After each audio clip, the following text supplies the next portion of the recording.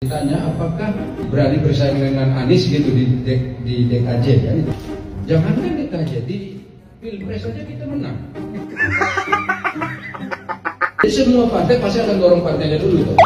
Nah sekarang yang tidak punya partai kok mencalonkan, ini kan aneh juga. Ada juga yang nggak punya partai tapi ngotot selalu mencalon gitu, calon Pilpres, calon Pilgub, nanti calon wali kota lagi, habis itu ya kan. Harapan kami akan masa depan, dari jalanan kami titipkan kepadamu sosok seorang pemimpin yang kami impikan.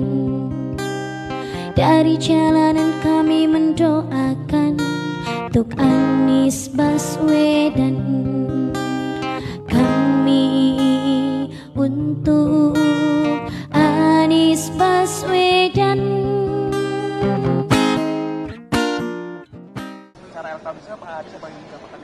Ya kalau saya masuk mendapatkan dari berbagai sumber, ya memang Anies Baswedan yang saat ini amat sangat mendominasi skor daripada seluruh survei. Ya.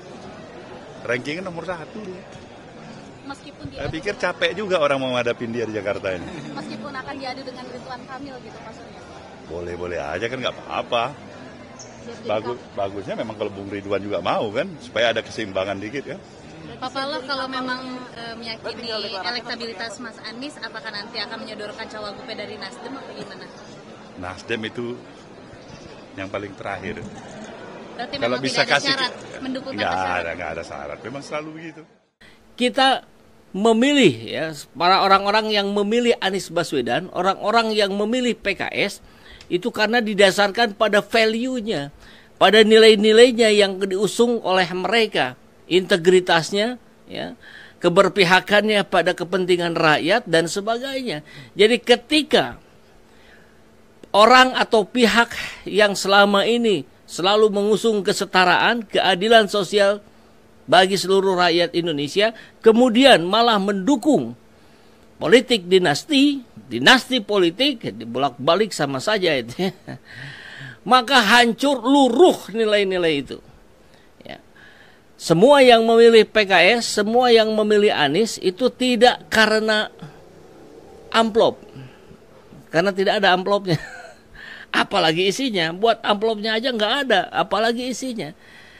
Tapi mereka memilih PKS dan Anies karena nilai-nilainya. Karena rekam jejaknya yang sudah berjuang untuk rakyat. Jadi kalau ternyata Anies akan berpasangan dengan Kaisang, itu sesuatu yang di luar nalar. Itu sesuatu yang tidak masuk akal. Maka kalaupun itu dipaksakan, maka saya Saiful Zaman, dan saya yakin banyak juga para pendukung Anies dan PKS akan berbalik arah, akan menentang, akan melawan. Karena yang kita usung adalah nilai-nilai, bukan orangnya. Begitu ya.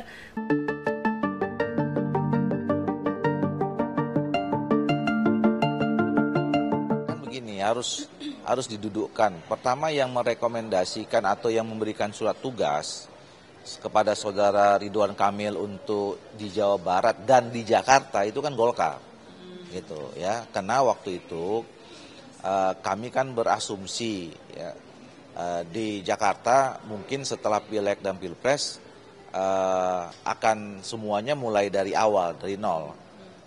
Karena Pak Anies kan waktu itu menjadi calon presiden. Kita berhitung ya kayaknya rasa-rasanya Pak Anies sudah masuk di level nasional, kok turun lagi di Jakarta ya, waktu itu kan begitu. Nah maka kemudian kita komunikasi dengan Ridwan Kamil yang kita anggap sukses di Jawa Barat. Pak RK kira-kira kalau mengulangi sukses di Jakarta bersedia nggak gitu. Nah waktu itu Ridwan Kamil bersedia. Nah, tapi waktu itu juga kita sudah menganti-wanti dan dia juga menyatakan begitu. Kita akan terus lihat perkembangan, ya, perkembangan. Nah, memang waktu hentakan pertama itu kan cukup bagus ya. Artinya dengan tagline on the way to Jakarta itu masyarakat menilai wah ini boleh juga nih. Makanya waktu itu elektabilitasnya lumayan tertinggi sendirian. karena nggak ada nama-nama yang lain belum masuk pada saat itu. Nah, tapi begitu tiba-tiba ada yang nyebut Pak Anies maju lagi, kemudian disebutkan Pak Basuki Cahayapurnama gitu, situasinya kan jadi berbeda, ya.